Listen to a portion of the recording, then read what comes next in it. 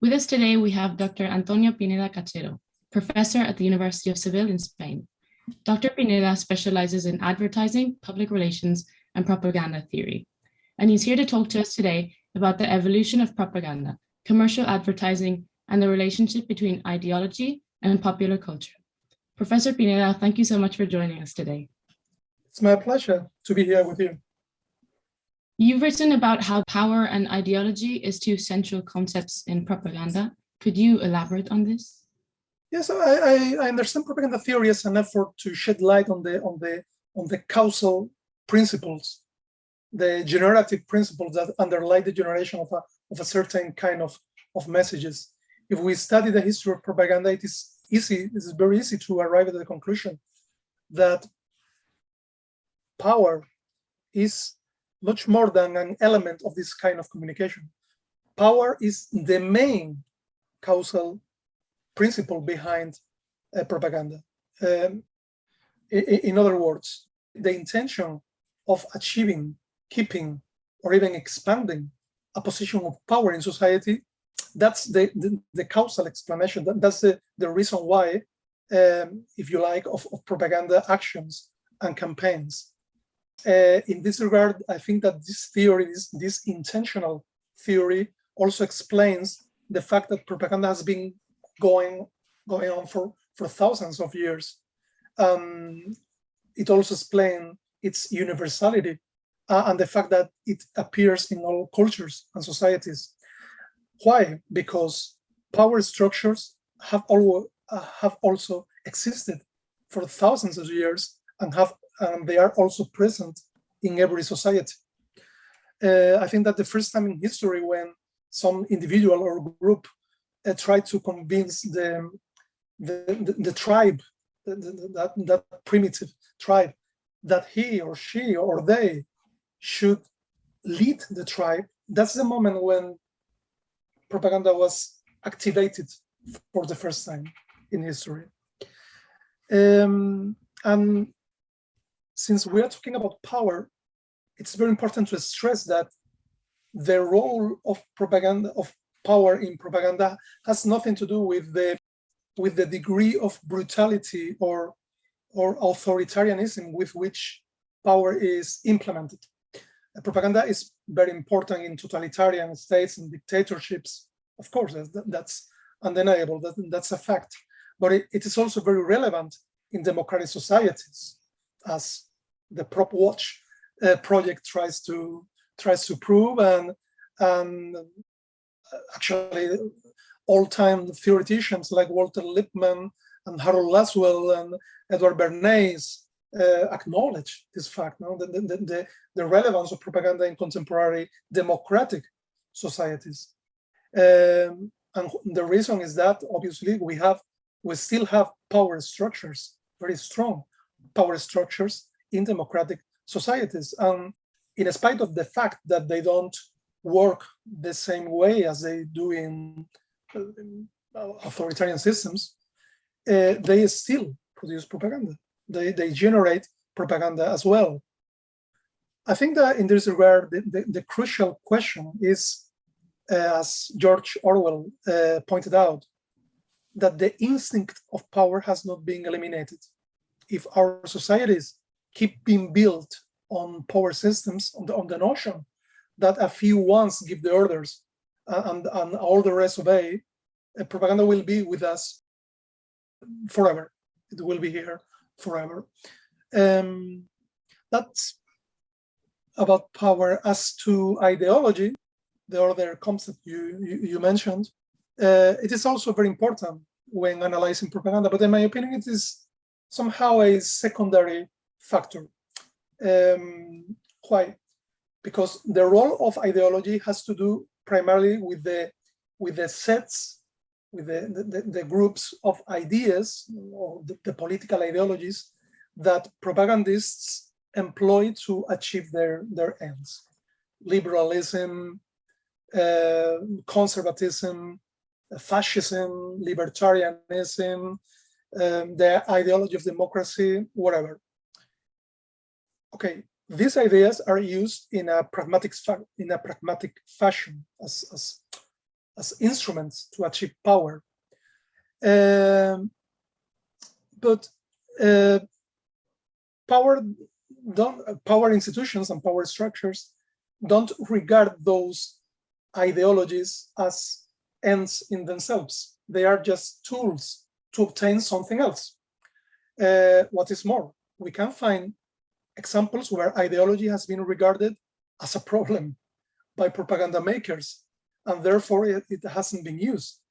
In this line, we might find many examples in contemporary political marketing and political campaigns where it would be extremely difficult to find one single consistent political idea. I think that's happening in Spain. I'm sure also happens in the States. What we find are this flip-flopping candidates that veer from one ideology to the other if it's necessary, showing no clear principles, total relativism.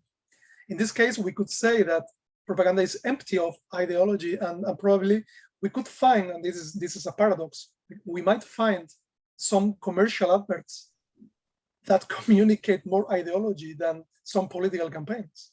Yeah. I just mentioned Orwell, and well, this relativism of ideology in propaganda has a perfect example in a novel in 1984, as you know, where Orwell takes to the limit the notion that ideas and ideologies can be manipulated, changed, and even forgotten, dismissed, if it is necessary. Power interests are what sets the tone. Ideology just follows it. You have written extensively about Nazi propaganda. Can you tell us more about its origins? Well, it is undeniable, and at the same time, it's very sad that Nazi propaganda is one of the most relevant examples of contemporary propaganda.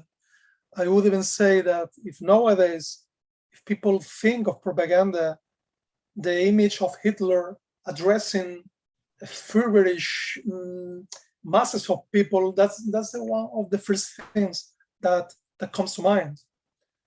The Nazis were also pioneers in the technology of propaganda, and their psychology of propaganda is still, their psychology of the crowd is still very, very influential. I haven't studied Nazi propaganda from a historical viewpoint. There are many excellent books about that. But on the grounds of the theoretical factors that influenced the Nazi conception, the Nazi idea of propaganda, mainly formulated by Hitler himself. And in this regard, you should mention that the classic theory of mass communication was very influential on them. Nazi propaganda was heavily influenced by the writings of a French author, a French ultra-right author, Gustave Le Bon, who he despised democracy, and he formulated a reactionary psychology of the masses. One of his main ideas was that the mass, the crowd was basically irrational, and that they felt the need to submit to some strong leader. In this regard, Le Bon was formulating the psychology of fascism, and that was very useful for the Nazis, obviously. Actually, later, German philosopher Theodor Adorno from the Frankfurt School, he would also write on this. But the psychoanalysis of this extreme right-wing propaganda was already advanced by Le Bon. However, the historical factors are much more interesting when it comes to shedding light on the people that influenced Hitler. Hitler was fascinated by the propaganda activity developed by the Allies in World War I. And he even accused German propaganda of not being as effective as British and American communication. Hitler thought that British propagandists were right and they won because they wanted to control the psychology of the masses. They wanted to exploit irrationalism instead of appealing to the intellect. Appealing to the intellect was a mistake for the Nazis. And he also appreciated the fact that Anglo-American propaganda kept talking about the same issues again and again and again, repetition as a technique. As you can see, what we are talking about here is the modern theory of propaganda. Ideas that we find day in, day out in a lot of election campaigns. And it's very, very worrying that democratic propaganda has assimilated theories that come from radically totalitarian sources. And in this line, the conclusion is pretty horrible, but it cannot be avoided. The Nazi theory of propaganda was the product of the communication behavior of Western powers in the First World War. Can you tell us more about the cultural model of propaganda and the power of subtle messages? Subtle messages in propaganda have to do with culture, of course. Propagandists try to adjust their messages to the culture of their publics. We were talking about Hitler a minute ago. And sometimes this is done in a very subtle fashion. When Ronald Reagan, for instance, spoke about the welfare queen, that it's low-income women that were able to buy Cadillacs with their welfare benefits, it was a thinly veiled message to refer to African Americans, obviously, which were living off the taxpayers. Besides that kind of coded messages, there is also the enticing phenomenon of covert propaganda, where the aim and the identity of the propagandist are not explicit. This is the case of the so-called black propaganda phenomenon, which is very usual in times of war. We are watching that at the moment here in Europe with the war in Ukraine. It was very important in World War II as well. But it is also the case when propaganda instrumentalizes culture. There are many, many fascinating examples. The most amazing of them, in my opinion, being when the CIA, the American CIA, organized exhibitions of American abstract paintings, abstract expressionist paintings, specifically, during the Cold War in the 1950s and 1960s. It was a way of fighting the artistic credo of the Soviet Union, that is socialist realism. And it's fascinating, it's absolutely enticing. Abstract expressionism was being used to communicate the idea that American art was the art of freedom and liberty, while socialist realism was a very regimented, government-controlled artistic trend. So this case, in my opinion, this case shows that in propaganda, everything is possible. Everything can be instrumentalized. On the basis of these and other examples, I formulated the concept of propagandistic cultural molding as a particular type of covert communication. I tried to explain that the institution that it's being propagated cannot be clearly identified, and it employs contents that wouldn't be regarded as propagandistic at first sight, like highbrow culture, the fine arts, even popular culture. Consequently, this propagandistic cultural molding would imply a deliberate will to influence and shape culture, to mold culture in order to benefit some power institution. Could you touch upon how the two-way horizontal medium, like the web and social media, have not necessarily fostered politician-citizen relationships as might have been expected?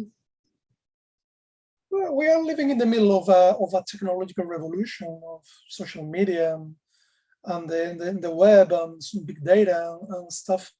And obviously the implication of propaganda regarding the internet and political communication, they are very, very appealing. On the one hand, we have a communication form, propaganda, which is vertical, so it goes from the top to the bottom, and which is not really interested in interaction and dialogue with the citizens. On the other hand, we have a technology, the internet, whose political possibilities have been related to concepts like dialogue, proximity, interactivity, horizontal social relationships. That's there is an enticing question here. What happens if we put together a horizontal, a two-way, bidirectional technology like the internet with a vertical, top-down, one-direction communication form? It doesn't seem to fit. Well, the answer to that question is enlightenment when we see the relationships between propaganda and the media. The web has been related to ideas like a potential increase in contact with the voter, facilitation of engagement in politics, and even there's a little tone of a technological utopia. Actually, some versions of these early hopes, early theories still remain. There is a new wave of technological optimism regarding social media like Twitter or Facebook, YouTube, and all the rest of it. The problem is that such expectations are very exaggerated. Studies suggest, for empirical studies, I mean, they suggest that the offline power structures are mirrored online. This is a so-called normalization hypothesis. Those supporting this hypothesis affirm that the web is shaped by the features of society. So political parties use the internet just to replicate what they do offline. In contrast to this normalization hypothesis, there is the innovation hypothesis, which states that the specific characteristics of ICTs lead to a fundamental change in the way politics is presented. I'm afraid that so far the normalization hypothesis is winning. The world hasn't changed necessarily for the better since thanks to the web, or social media, or TikTok, or whatever. Propagandists are using the web and social media just like they are using traditional media. Take, for instance, the question of interactivity and dialogue. Interactivity means that communication is two-way, so horizontal dialogue. And this generates, in theory, this would generate a substantial change in the way campaigns are managed. I remember Hillary Clinton. This was the Democratic primary with Barack Obama. Hillary said once that she wasn't starting a campaign. She was beginning a conversation with America. Well, all this sounds really good, very interactive, but the truth is very different. Many empirical studies indicate that enthusiasm for political interactivity on social media is not excessive, to put it mildly. Politicians don't use the web primarily to interact, but to broadcast, to convey campaign information. And that is a very, very traditional use. Consequently, the interactive political potential of social media has been exaggerated. I think many empirical studies, and I have performed a few of them, suggest that the use of the new media represent a continuity with that of the traditional sort. In the case of Twitter, for instance, which has aroused a huge academic interest, Twitter, the literature indicates that politicians don't put it to interactive use. Very seldom, pretty seldom. Why? Because, one more time, the nature of propaganda sets the scope and the limits of what can be done in this regard. propaganda and political campaigns work for power, and powerful institutions are not interested in interaction and dialogue. They don't believe in that. They just want to put their message across. In a final analysis, we could say that, metaphorically speaking, that the king of the castle never asks the people whether he should be the king of the castle. He just tries to make them believe that he should and must be the king, and that's the story about propaganda. Well, it looks like we're out of time for today. We've been talking to Dr. Antonio Pineda Cachero, professor at the University of Seville in Spain, an expert in the field of advertising, public relations, and propaganda theory. Professor Pineda, thank you so much for joining us today. Thank you. It's been a pleasure.